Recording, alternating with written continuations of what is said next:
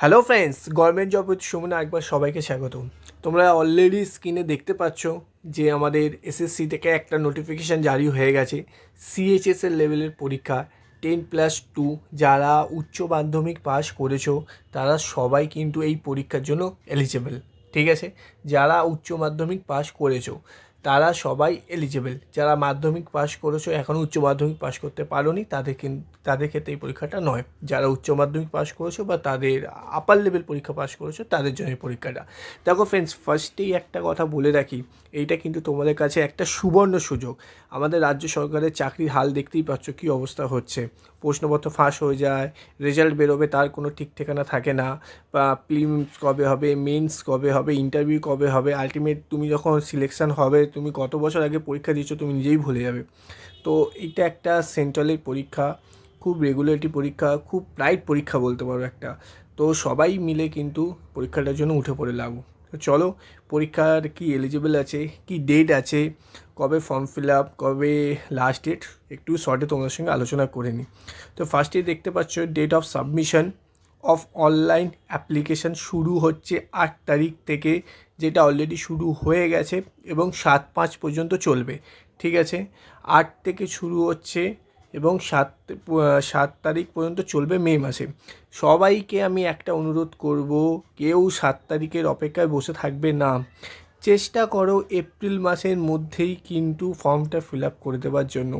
Last minute online অনেক অসুবিধা হয়, টেকনিক্যালি প্রবলেম হয়, অনেক অসুবিধা হতে পারে। ঠিক আছে, তো চেষ্টা করো 30 তারিখের আগে যেন সবাই ফর্ম ফিল আপ করে নিতে পারো। ঠিক আছে, চলো সেকেন্ড পয়েন্ট কী বলেছে, last date and time for receive of online application হচ্ছে তোমার 7/5/23টা মানে রাত 11টা।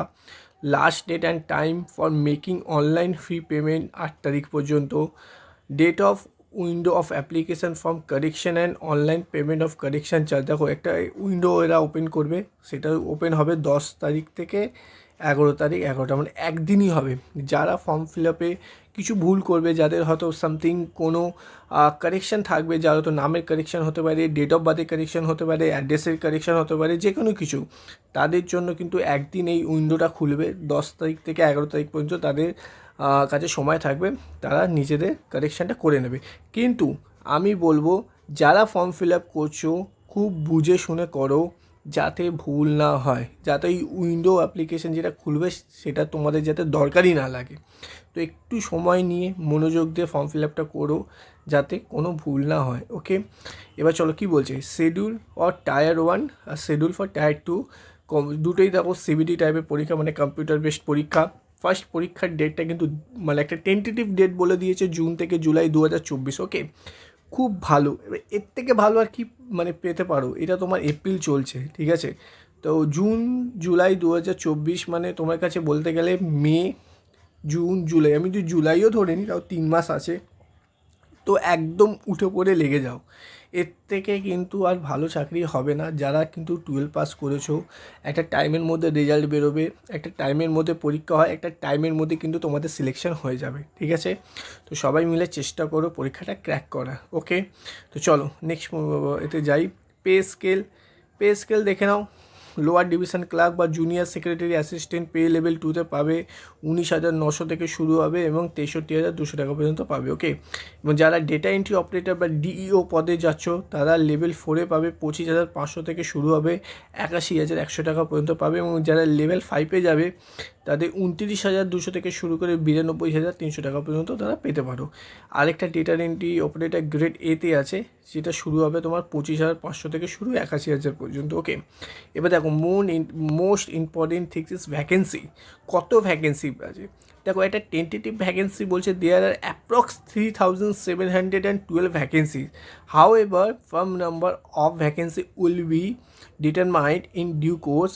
Updated vacancy, acha, if any along with post wise of category wise vacancy will be made available on the website of the commission AAE in due course. Okay, candidates may not that state wise zone wise vacancy are not collected of the commission. ঠিক আছে, মানে দেখো পরিষ্কার ওটা একটা tentative vacancy বলে দিচ্ছে যে 3,712, ভবিষ্যতে এটা কিন্তু আরও বাড়তেই পারে। ঠিক আছে, এটা হচ্ছে মোদ্দা কথা। চলো এবার নেক্সট ইম্পর্টেন্ট পয়েন্ট এখানে বলেছে তোমার দেখে তো ফার্স্ট পয়েন্টে রিজার্ভেশনের ক্ষেত্রে দিয়েছে reservation for schedule caste, schedule tribes, other backward classes, economically weaker, section EW সেকশনে যারা পড়ো, ex serviceman and other person with benchmark disability candidate for all category of post service whatever applicable and admissible would be determined and communicated by the indicating minister department officer cadres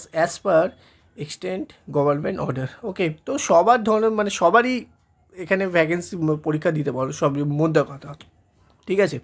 এবার চলো কী বলছে next দেখে নিই। Name of the post, একটা important এটা দেখে নাও, data entry operator.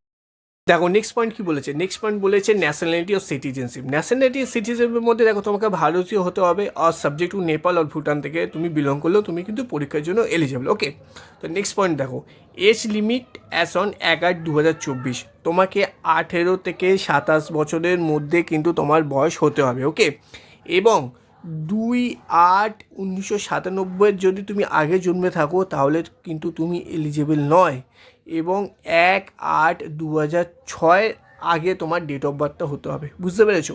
মানে 2/8/1997 থেকে 1/8/2006 মধ্যে যে কোনো বছরে তোমার যদি ডেট অফ বার্থ থাকে তাহলে you are eligible for the examination. Okay, চলো আশা করি তোমাদের কাছে ক্লিয়ার। এবার দেখো এজ রিল্যাক্সেশন কিছু তো প্রত্যেকেই জানো, SC STর জন্য 5 বছর দিয়েছে, OBCর জন্য 3 বছর। এইগুলো একটু দেখে নিও যে মানে যে ক্যাটাগরিতে পড়ো তার কত বছর এজ রিল্যাক্সেশন আছে। ওকে, চলো এবার ইম্পর্টেন্ট পয়েন্ট বলতে গেলে তোমার নেক্সট পয়েন্ট তোমার চলে আসবে। এজ রিল্যাক্সেশন হলো তোমার প্রভিশন অফ অ্যানেক্সারে, এগুলো অতটা দরকার নেই। হ্যাঁ দেখো, এসেন্সিয়াল এডুকেশন কোয়ালিফিকেশান, এটা হচ্ছে মেন পয়েন্ট। এসেন্সিয়াল এডুকেশনের জন্য কী বলেছে দেখো, ফর ডেটা এন্ট্রি অপারেটার তোমাদের যেটা DEO পদে আছে, grade A in ministry of consumer affairs, food and public distribution of ministry কোর্সের মধ্যে কী কোয়ালিফিকেশান লাগবে দেখো লিখেছে, 12 স্ট্যান্ডার্ড পাস তো হতেই হবে in science stream with mathematics as a subject from recognised board of equivalent. যারা 12 পাস করেছো, যাদের স্ট্রিম সায়েন্স ছিল তারা এই পদের জন্য যোগ্য। ওকে, সেকেন্ড দিয়েছে দেখো LDC অর DEO বা গ্রেড এর জন্য, এক্সেপ্ট DEO ডিপার্টমেন্টের জন্য কী দিয়েছে, candidate must be pass 12 standard or equivalent examination from a recognised board of university. দেখো এই পদের জন্য কিন্তু কোনো সায়েন্স বা ম্যাথ লাগবে না, যে তোমরা স্ট্রিম নিয়ে পড়েছো, কেউ কমার্স কেউ আর্টস, সবাই তোমরা এক্ষেত্রে এলিজিবল। ঠিক আছে, এটা একটু দেখে নিও। চলো এবার হাউ টু অ্যাপ্লাই দেখো প্রসেসটা এখানে দিয়ে দিয়েছে। তোমরা SSC দিয়ে গিয়ে ওখানে গিয়ে তোমাকে রেজিস্ট্রেশন করে দেবো, তোমাকে ফর্ম ফিল আপ করতে হবে।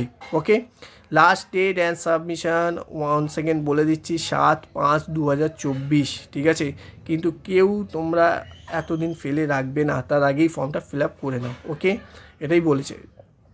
নেক্সট দেখো, অ্যাপ্লিকেশান ফি দিয়েছে তোমার 100 টাকা নর্মাল। ঠিক আছে, কিন্তু woman candidate and belong to যারা SC ST বা PWD বা এক্স সার্ভিসম্যান তাদের জন্য কিন্তু পরীক্ষাটা ফ্রি। যারা জেনারেল কাস্ট তাদের জন্যই শুধু 100 টাকা। বুঝতে পেরেছো? শুধু জেনারেল কাস্টের জন্যই টাকাটা লাগবে। চলো নেক্সট কী বলেছে দেখো, নেক্সট বলেছে উইন্ডো অ্যাপ্লিকেশান, যেটা বলে দিলাম ফার্স্টে তোমাদেরকে। চলো দেখো, এবার হচ্ছে সেন্টার অফ এক্সামিনেশান কোড হয়। ঠিক আছে, তোমরা এখানে দেখো কেউ আমি তোমাকে এটা মার্ক করে দেখাই তাহলে তোমাদের সুবিধা হবে। দেখো এখানে তোমাকে কলকাতা, ঠিক আছে, কলকাতাটা আমি মার্ক করে দেখাচ্ছি তোমাকে। এই দেখো, এটা হচ্ছে তোমার কলকাতা। ঠিক আছে, কেউ যদি শিলিগুড়ি হয় তাহলে এই কোডটা দিও। ঠিক আছে, এবার দেখে নিও যেই স্টেট থেকে বিলং করো সেই স্টেট এখানে খুঁজবে, যেই তোমার কোডটা দেওয়া আছে সেই কোডটা কিন্তু ভরবে, এবং সেই মত অনুযায়ী কিন্তু তোমার নেক্সট পরীক্ষার সিটটা পড়বে। ঠিক আছে, তুমি এখন থাকো হচ্ছে বর্ধমানে, তুমি কিন্তু মেদিনীপুরের কোড ভরে দেবে না, তাহলে কিন্তু তোমার এক্সামিনেশান সেন্টারটা কিন্তু মেদিনীপুরে পড়ে যাবে। ঠিক আছে, যে স্টেটে থাকো সেই স্টেটগুলো এখান থেকে ভালো করে আগে দেখবে, তার পাশে দেখো যে কোডগুলো লেখা আছে। কলকাতার কোড হচ্ছে 4410। তো যারা কলকাতা থেকে থাকো বা কলকাতার আশেপাশে পরীক্ষা দিতে যাও তারা কিন্তু যখন কোডটা ভরবে ওখানে 4410 কোডটা ভরবে। ঠিক আছে, এটা হচ্ছে মোদ্দা কথা। চলো নেক্সট কী বলছে দেখো, নেক্সট এখানে বিভিন্ন কোড আছে, দেখে নিও তোমরা, বিভিন্ন রাজ্যের কোড দিয়ে এখানে দেওয়া আছে। এবার দেখো স্কিম অফ এক্সামিনেশান, কীভাবে পরীক্ষাটা নেওয়া হবে এটা কিন্তু একটা আন্ডারলাইন করে দিচ্ছি আমি, ঠিক আছে। দেখো কী দিয়েছে, টায়ার 1 টায়ার 2 দুটো ধাপে পরীক্ষা হয়, দুটোই কিন্তু সিবিটি টাইপের, মানে কম্পিউটার বেসড কোশ্চেন তোমার হবে। ওকে, চলো এবার টায়ার 1-এর সিলেবাস, এটা হচ্ছে সবথেকে ইম্পর্টেন্ট জিনিস। যে এবার কিন্তু আমরা মেন পার্টে এসে গেছি, যেটা হচ্ছে যে টায়ার 1টা আমাদের যে পরীক্ষাটা হবে তাতে কী কী সাবজেক্ট থাকবে এবং তার কত নম্বর করে মার্কস থাকবে, ঠিক আছে। তো চলো দেখে নিই। প্রথমে কি দিয়েছে, ইংলিশ, জেনারেল ইংলিশ, ঠিক আছে, আমি মার্ক করে দিচ্ছি ইংলিশে তোমার 25টা কোশ্চেন থাকবে, ইচ কোশ্চেন 2 নম্বর, টোটাল 50 নম্বর। ওকে, সেম হচ্ছে জেনারেল ইন্টেলিজেন্স, যেটা তোমরা জিআই বলো, ম্যাথ পোর্শনে পড়ে যেটা, সেটাও কিন্তু 25টা থাকবে, ইচ কোশ্চেন 2 নম্বর, টোটাল 50 নম্বর। কোয়ান্টিটিভ অ্যাপটিটিউড, যেটা পাটিগণিতের নর্মাল আমরা করি, সেটাও 25টা থাকবে, এবং জেনারেল অ্যাওয়ারনেসও তোমাকে কিন্তু 25টা থাকবে, ঠিক আছে। এইটা হচ্ছে তোমার সিবিটি টায়ার 1-এর সিলেবাস। ওকে, এবার যারা সিবিটি টায়ার 1 ক্লিয়ার করবে তাদের জন্য সিবিটি টায়ার 2 আছে। টায়ার 2তে দেখো বিভিন্ন সেশন বা সেকশন অনুযায়ী পরীক্ষা হয়, ঠিক আছে। যেমনি ফার্স্ট সেকশনে পড়ে মডিউল 1-এ ম্যাথামেটিক্যাল পড়ে, তারপর রিজনিং পড়ে, সেকশন 2তে তোমার ইংলিশ পড়বে, কম্প্রিহেনশন পড়বে, জেনারেল অ্যাওয়ারনেস আছে, তারপর কম্পিউটার নলেজ আছে, সেকশন 3তে দেখো স্কিল টাইপ টেস্ট আছে। এইরকমভাবে তোমাদের কিন্তু টায়ার 2টা চলতে থাকে, ঠিক আছে। এবার এগুলো একটু দেখে নিও তোমরা, স্কিল টায়ার 2 টায়ার 1-এর পুরো এটা। তবে skill of data entry operator, যারা ডেটা এন্ট্রি অপারেটরের জন্য পড়বে তাদের জন্য কিন্তু একটা তোমাদের ডেটা এন্ট্রি স্কিল টেস্ট হবে, ঠিক আছে। আর skill test for post of DO grade 1-এ হবে এই পরীক্ষাগুলো, ঠিক আছে। টাইপিং টেস্ট হবে যারা এলডিসির জন্য দিচ্ছ, অ্যানেক্সা 3-তে পুরোটা পেয়ে যাবে। এবার দেখো টায়ার 1 ইংলিশ ল্যাঙ্গুয়েজ, যেটা আমরা বলছিলাম, যেটা 25 নম্বর থাকবে, 25টা কোশ্চেন থাকবে, 50 নম্বর থাকবে। তাতে কী কী সিলেবাস আছে একবার দেখে নাও। Spot dialogue, fill in the blanks, synonyms, তারপর antonyms, spelling, split word, idiom phrase, one word substitution, মানে যেগুলো পড়ি পিকে সরকারের বইতে যেগুলো আমরা পড়ি সেগুলো পুরোটা এখানে তুমি পেয়ে যাবে। জেনারেল ইন্টেলিজেন্সে দেখো সেরকম সেম সবই, তুমি অ্যানালজি বলো, কোডিং ডিকোডিং বলো, সিম্বলিক বলো, সবগুলোই মোটামুটি পেয়ে যাবে। কোয়ান্টিটিভ অ্যাপটিটিউডে তুমি যাবো নিচের দিকে আসো, number system, fundamental arithmetic, algebra, geometry, ঠিক আছে, ট্রিকোনোমেট্রি, স্ট্যাটিস্টিক্যাল চ্যাটস, মোটামুটি সবগুলো এখানে কিন্তু কালচার হয়ে যাচ্ছে। আর তোমার জেনারেল অ্যাওয়ারনেসে কিন্তু তোমার দেখো প্রত্যেকটা সাবজেক্ট আছে, হিস্ট্রি, কালচার, দেখো আমি মার্ক করে দিচ্ছি, geography, economics, science, general policy and scientific research, ঠিক আছে। এই পরীক্ষাগুলো কিন্তু মানে সাবজেক্টগুলো কিন্তু কভার করেছেও। এবার তারপর টায়ার 2-তে আসবে, ঠিক আছে। টায়ার 2-তে এই সাবজেক্টগুলো থাকবে, পুরো স্পেসিফিকভাবে দেওয়া আছে, কোনো অসুবিধা হবে না। যেটা বুঝতে পারবে না স্পেসিফিকভাবে খালি একটু পড়ে নিও, তাতেই কিন্তু হয়ে যাবে। এবার আমি যদি পড়ে শোনাতে যাই তো অনেক লং ভিডিও হয়ে যাবে, তো আমি যতটা পাচ্ছি যেগুলো ইম্পর্টেন্ট জিনিস সেগুলো তোমাদেরকে দেখানোর চেষ্টা করছি। দেখো এখানে দিয়েছে অরিজিনাল ভ্যালিড ফটো আইডি দিতে হবে, ঠিক আছে।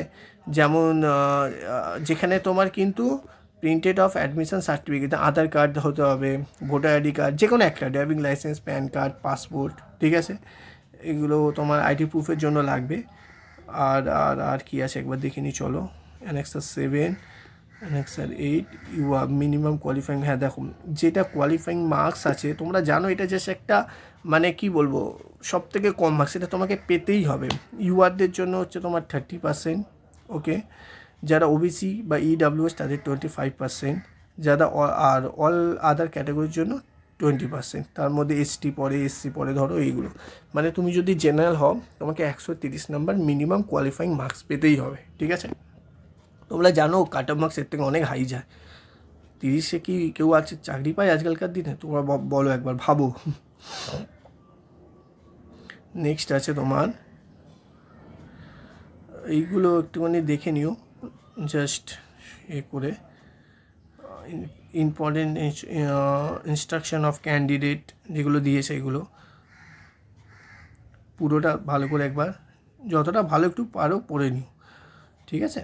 ব্যাস এই হচ্ছে তোমাদের ব্যাস। তো ফ্রেন্ডস এই ছিল তোমাদের পুরো নোটিফিকেশান, যে ইম্পর্টেন্ট ডেট বলো এগুলো আমি সব তোমাদেরকে দেখালাম যতটা পারলাম, ঠিক আছে। তো আশা করব সবাই দেখেছো, এবং ফার্স্ট কাজ হচ্ছে গিয়ে ফর্মটা ফিল আপ করা। তো যত তাড়াতাড়ি পারবে গিয়ে আগে ফর্মটা ফিল আপ করে দাও এবং 7 তারিখের জন্য কিন্তু বসে থাকবে না, ঠিক আছে? 7 তারিখের আগে কিন্তু বসে থাকবে না। এই 8 থেকে যে 7 পর্যন্ত শুরু, চেষ্টা করো সবাই যে অন্তত এপ্রিল মাসের মধ্যে সবাই কমপ্লিট করে দেওয়ার জন্য, ঠিক আছে? তো চলো, এটা নিয়ে আমি মক টেস্ট আনবো, সবাই থেকো, কোনো চিন্তা করো না। এমন কোশ্চেন থাকবে যেটা তোমাদের পরীক্ষায় কিন্তু ক্র্যাক করতে খুব সুবিধা হয়। তো আবার দেখা হচ্ছে, চলো ততদিন ভালো থেকো, সুস্থ থেকো এবং পড়তে থেকো। চলো, বাই।